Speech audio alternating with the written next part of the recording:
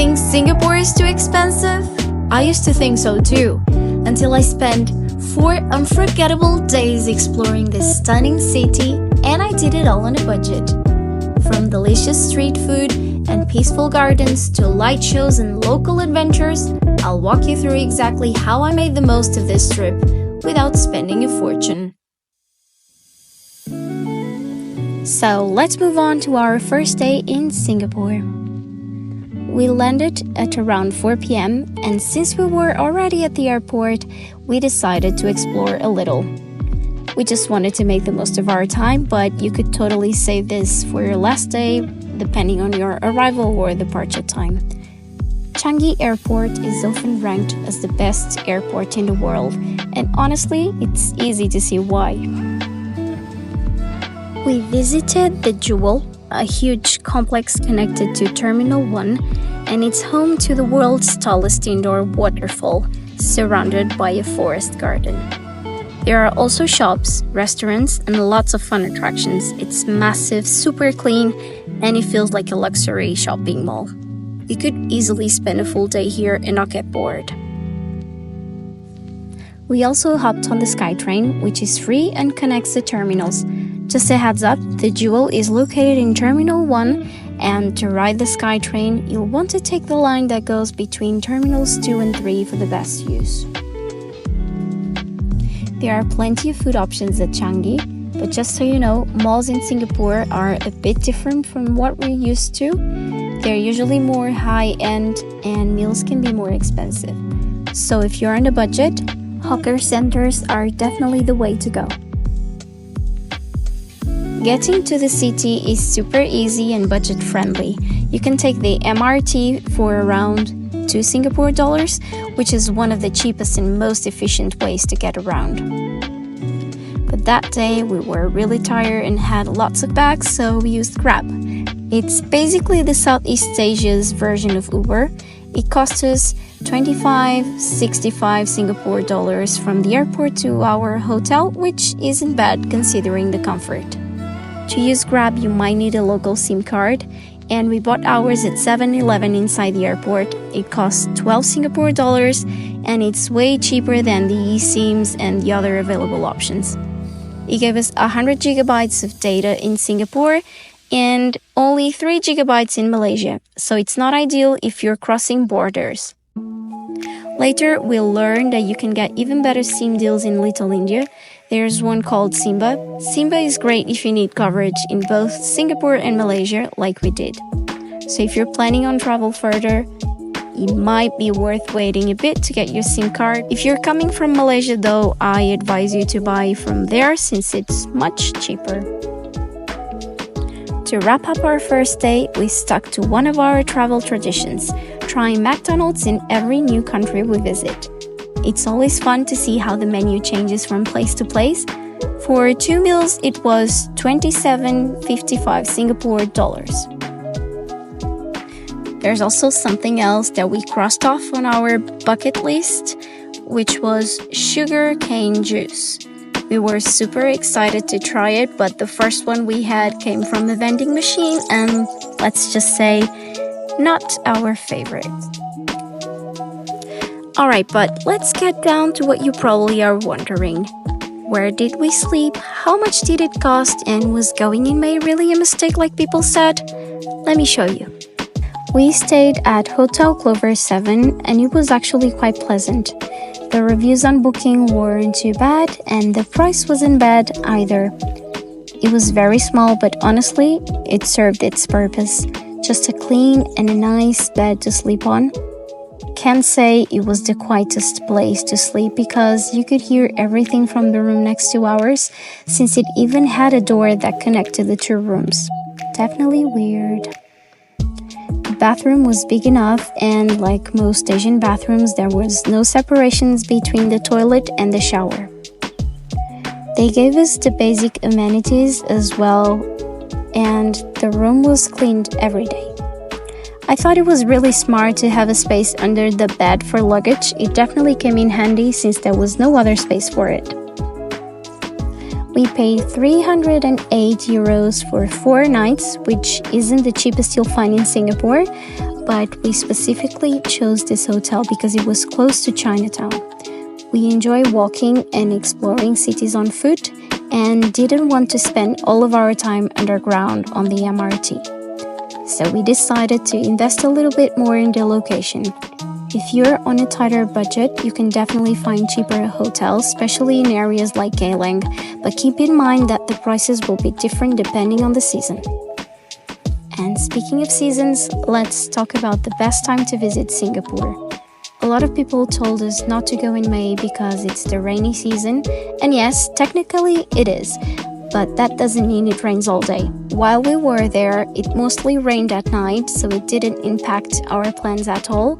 Honestly, with how warm it was, a little rain would have been welcome. The only thing is that most days the skies were cloudy and some parts of the day you could hear some dry thunder episodes.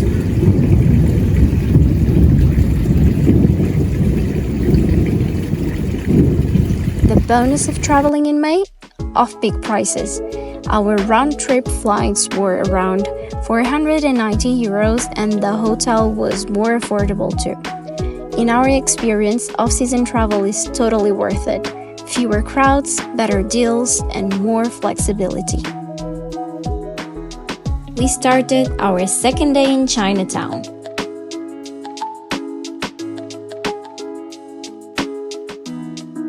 Exploring the streets in the morning, doing a bit of souvenir shopping. I even got myself a cute little hand fan, which helped a lot in that heat. And we visited the Buddha Tooth Relic Temple.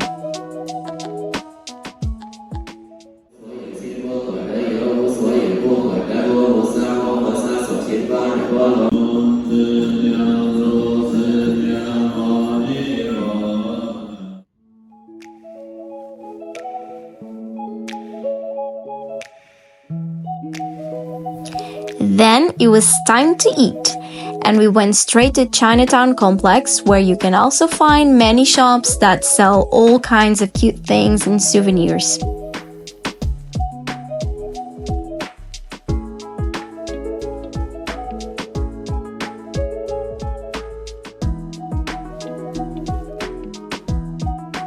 But we were definitely more interested in the food center. In this iconic hawker center, you'll find many places with Michelin star and Michelin guide listed. We had 2 dishes that we wanted to try and a kopi. A kopi is basically coffee and condensed milk, and we paid a total of 13.5 Singapore dollars for 2 people. Just a tip, most stalls only take cash or GrabPay, so be prepared to top up your Grab app or carry cash with you. We'll actually be doing a separate food review video on this hawker center, so keep an eye out for that. After lunch, we took the MRT from Chinatown to Gardens by the Bay. It's super easy and quick.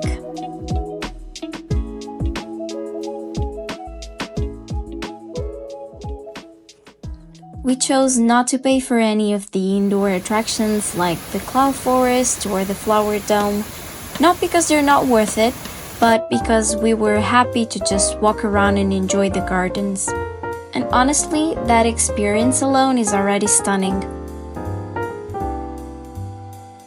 A lot of other travelers feel the same way. It's a budget-friendly way to experience this beautiful space without missing out. But then again, this is just what worked for us.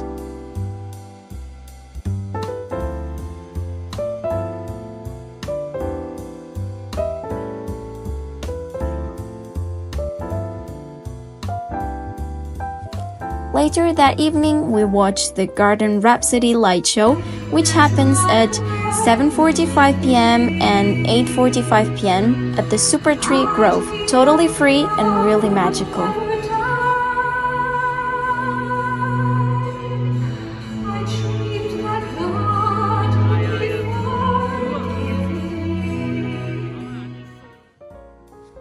And for dinner, we went to the Jurassic Nest food hall, a Michelin-rated and dino-themed food court inside the gardens.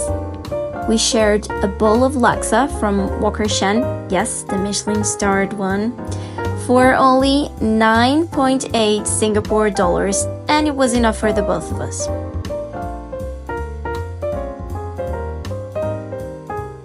After dinner, we walked to the Marina Bay and caught the Spectra water show, which is also free.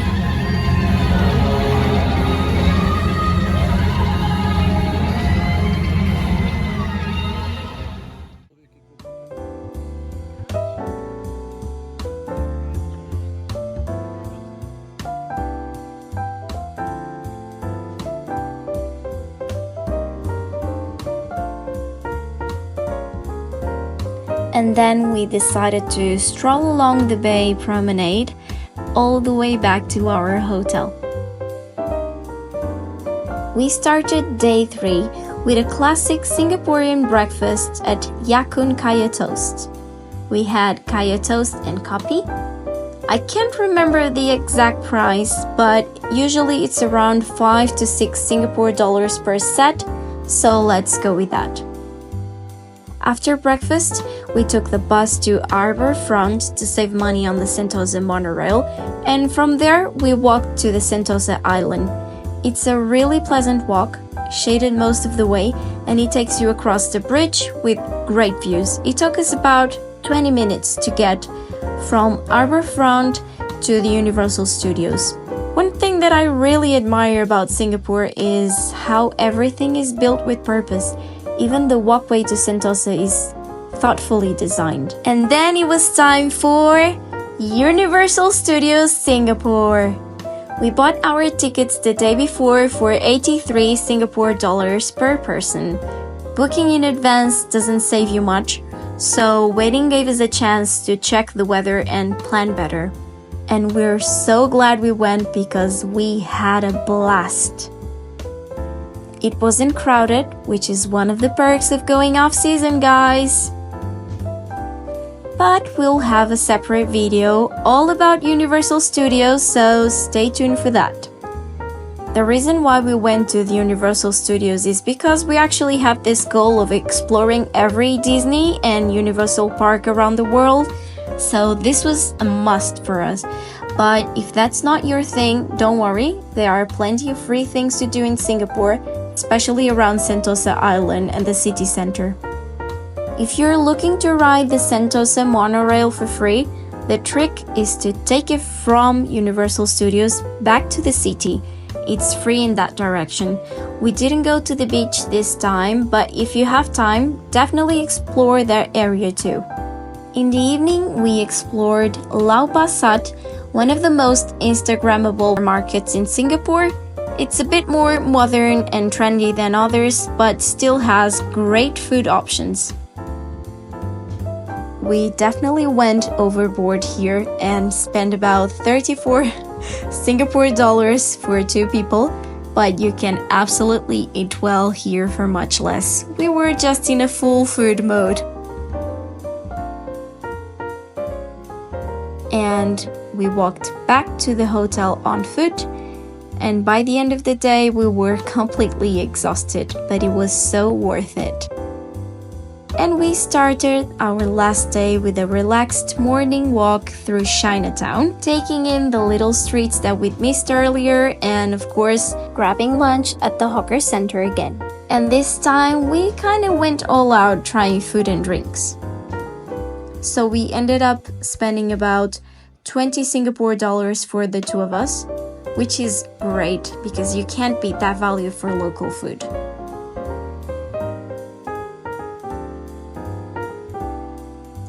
After lunch, it was time to hop on the MRT to Little India. Little India is vibrant, colorful, and full of character, and believe it or not, we stumbled upon a Portuguese restaurant there. Didn't expect to see that. Oh yeah, we're both Portuguese. Next, we took a bus to Merlion Park, the iconic statue with the lion head and fish body. There you can get great photo ops with the Marina Bay Sands in the background. It's just absolutely beautiful.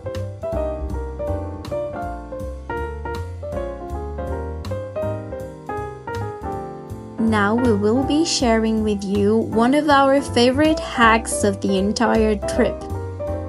Instead of paying 30 Singapore dollars to go up to the Marina Bay Sands observation deck, we made a reservation at LAVO, which is a rooftop bar and restaurant at the top of Tower 1.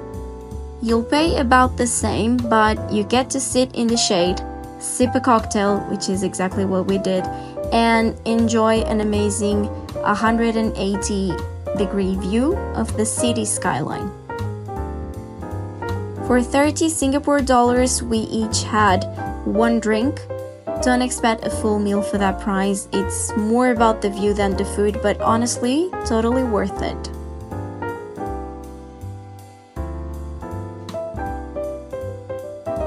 Side note, there's a free public deck on Tower 1, but it's lower and the view is limited to the gardens. It's still a great option if you're on a tighter budget, but we wanted to get the full view from upstairs. In the evening, we headed to Lau Pa Sat again for some satay and beer. We were 4 people this time and paid around 10 Singapore dollars each.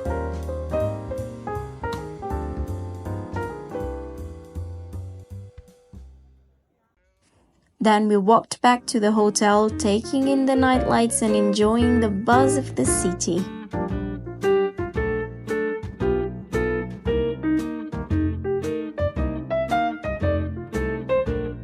Alright, so here's the total budget breakdown. We spent for 3 nights 450 Singapore dollars. You can do less than that, but then again, we decided to go with the best location. Then, as for attractions, we only went to Universal and the LAVO. So we paid 226 Singapore dollars. On food, we spent 160. And then we add some drinks and snacks from 7-Eleven, which were around 15 Singapore dollars. And then we only spent 9 Singapore dollars each on transportation. That includes MRT and bus. And we only got one SIM card, which was $12. Other than that, we did catch a Grab from the airport to the hotel, and that was $25.65. The grand total is, thank you ChatGPT, 907 Singapore dollars, which makes it about 308 euros per person, which is totally not bad for one of the most expensive cities in the world. You can do more, you can do less, but it's just to say that you can definitely visit Singapore on a budget. So here are a few tips before you go to Singapore. Singapore is one of the safest countries in the world, making it an ideal destination for solo travelers. People are very friendly and most speak English, which makes getting around easier. It helps to learn a little bit about Singapore's history, customs, and strict rules. Always be respectful and follow local regulations. Singapore is very tourist-friendly but has firm laws. Stay well protected with sunscreen and drink plenty of water. It gets hot. And don't forget to complete your ICA clearance at least 3 days before traveling and check if you need a visa. Tap water is safe to drink and hygiene standards are very high.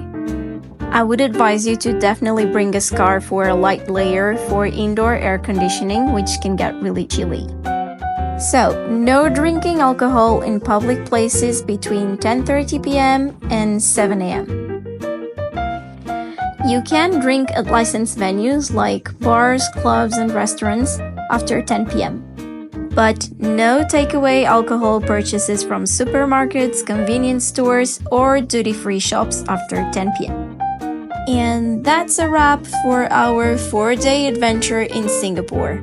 It was budget-friendly, unforgettable, and filled with coffee and good vibes. Don't forget to like, subscribe, and stick around for our Malaysia vlog next.